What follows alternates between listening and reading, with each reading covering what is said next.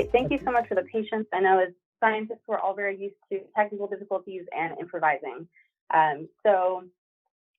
This again is talking about my work in Peter Beal's lab at UC Davis, looking at nucleic acid editing using ADAR enzymes. Next slide. We skipped one. There we go. This work focuses on the adenosine deaminase acting on RNA or ADAR family of enzymes, and ADARs deaminate adenosine to inosine and double-stranded RNA. Inosine is recognized by cellular machinery as guanosine, and so this affords an A to G transition. Next slide. ADAR's ability to deaminate adenosine to this guanosine mimic gives us the potential to correct diseases related to G to A mutations, which is significant because the majority of genetic variants associated with disease are these single point mutations, and the most prevalent are G to A. ADAR is uniquely suited to targeting these point mutations because it will only act on duplex RNA, meaning that we can direct it to these disease-causing sequences by delivering a guide strand of RNA that is complementary to the target sequence. The effects of RNA editing are transient, so any off-target edits do not result in a permanent change to the genome.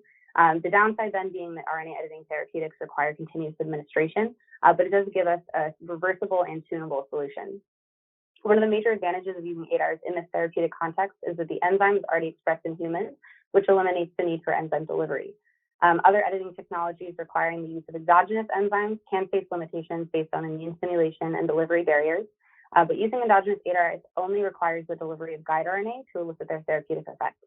However, current methods of site-directed RNA editing by endogenous ADAR enzymes are limited by low efficiency, and this has inspired efforts to optimize guide RNAs that promote editing by endogenous ADARs. So in this project, I've used structural information from ADAR2 RNA complexes to design guide oligonucleotides for site-directed RNA editing. Next slide. The Beal and Fisher labs at UC Davis were able to solve the structure of the catalytic domain of ADAR2 bound to double-stranded RNA in 2016. This structure shows that the enzyme operates through a base looping mechanism where this edited base is flipped out of the duplex and into the enzyme active site. This leaves behind a base we refer to as the orphan base. And in the preferred editing context for ADAR2, this is an adenosine paired across from a cytidine, so this leaves behind an orphan cytidine. This structure gave insights into the protein RNA contacts that stabilize the flipped conformation of the base, and this includes a contact pictured that's observed at residue 488. And residue 488 makes this suspected hydrogen bonding contact with N3 of the orphan cytidine. In the bottom panel, you'll see the Beal and Fisher labs also solve the structure of a single mutant of ADAR2 at the 488 residue. This is a glutamate to glutamine mutation.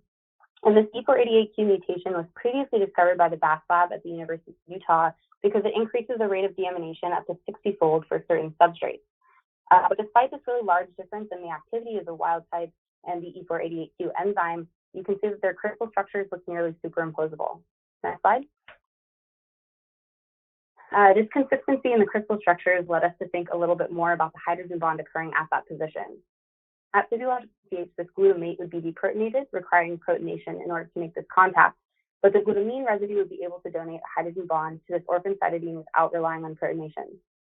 The hydrogen bond donation is believed to be the reason for the hyperactivity of that ADAR2 E488Q. And this led to an idea for guide RNA design that if we can make the same protonation-independent hydrogen bond with the wild-type enzyme, then we could achieve a greater catalytic rate for the endogenously expressed ADARs. But before pursuing this idea, we wanted to further understand the contact made between the wild-type enzyme and the orphan base. Next slide. Residue 488 is important in stabilizing the base-looped conformation of the enzyme RNA complex. So if this contact between wild-type ADAR2 and the cytidine orphan base does rely on protonation, then the base-looping ability of ADAR2 should be pH dependent. Next slide. This led us to pursue this assay that measures the extent of base looping by ADAR2 via fluorescence, and this employs this fluorescent nucleoside analog 2-aminopurine. 2-aminopurine retains its fluorescence in a single strand of RNA, but its fluorescence is quenched when it is hybridized as part of a duplex. Due to ADAR2's base looping mechanism, it can flip this base out of the duplex and into the enzyme active site, which restores fluorescence. Next slide. To explore the pH dependence of base flipping, I measured the fluorescence enhancement of an RNA substrate containing 2-aminopurine with the addition of ADAR2 enzyme. And so the plot you'll see here on the left is the normalized fluorescence enhancement from pH 6 to pH 8.5.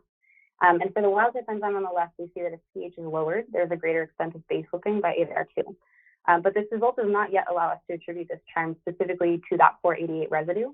So I decided to perform the same assay using the E488Q mutant enzyme, which already has that hydrogen bond donor present. And what we see in the panel on the right is that although baselthing by ADAR2 E488Q was affected by changes in pH, the mutant does not show a preference for either the high or low pH, which is in contrast to the wild type enzyme, which clearly shows a preference for the low pH. Next slide. So this tells us that ADAR2 activity is pH dependent, and that this pH dependence can be attributed to this contact at the 488 residue, which in the wild type enzyme becomes protonated, enabling efficient baselthing and therefore enhanced RNA editing. Next slide.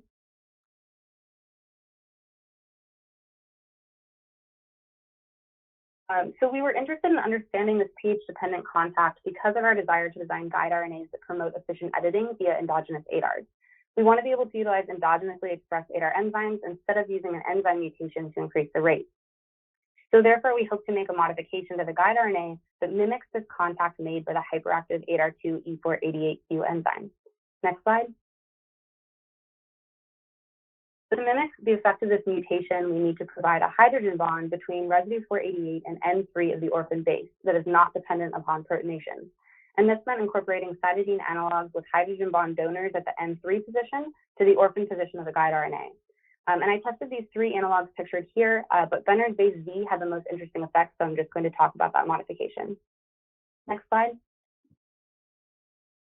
First, we examine the effect of this orphan base modification on baselthing, and you will see that I'm using DC and DZ. These are 2' deoxynucleosides in the orphan position, and that's because they're commercially available and they're more metabolically stable.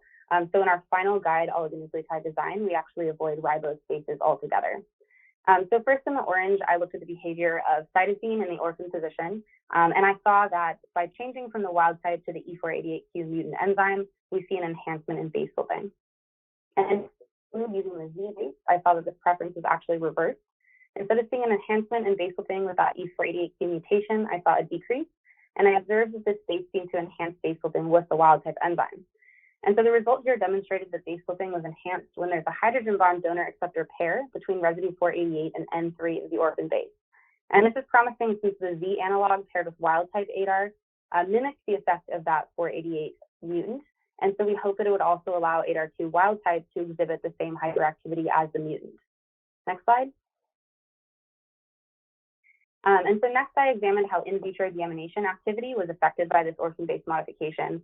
And again, in the orange, starting with the cytidine base and an RNA as a control, I observed an increase in the rate of reaction with this hyperactive ADAR2 E488Q.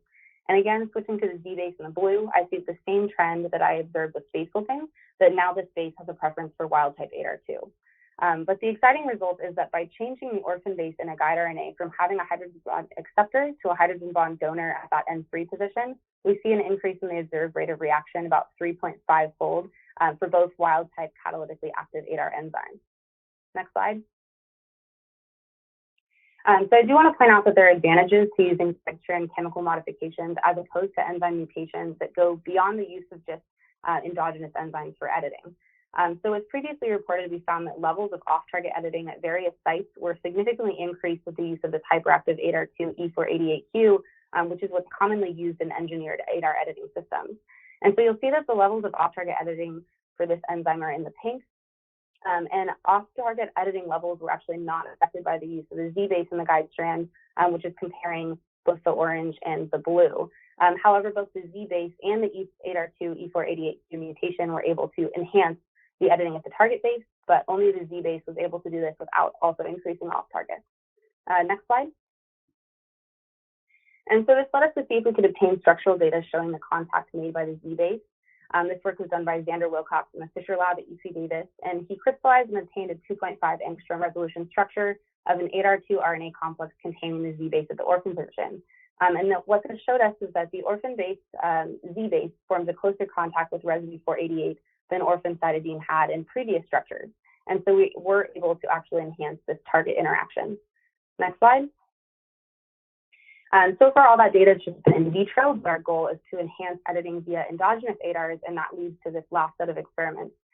This was done by our collaborators at ProQR with guide oligonucleotides I synthesized, again, containing either cytidine or the Z base in the orphan position. And it is notable that this is a 36 to 38 mer guide RNA design, which is much shorter than the 80 to 150 nucleotide guides that are used by other groups who are recruiting endogenous ADARs. In this experiment, they're transfecting only those guide RNAs, so any editing observed is distributed in endogenous ADARs that are already in the cell.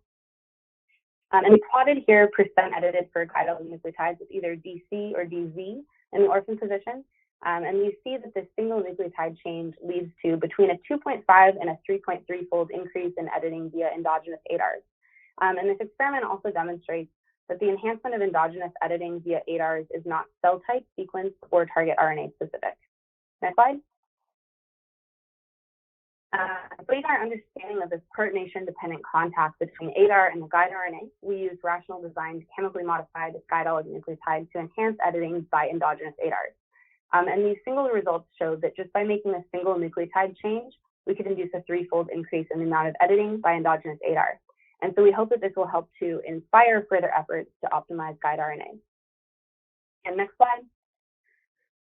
So lastly, a big thank you to Dr. Peter Beal and the rest of the Beal group, also to Dr. Andy Fisher and Xander Wilcox, who did the structural work, Dr. Lenko Van Viet and Sherry Kimmel at ProQR Therapeutics, who did the experiments with endogenous ADAR editing, and to ProQR Therapeutics and the NIH for funding. And lastly, to all of you for your patience and attention. So thank you, and if we have time, I'll take any questions.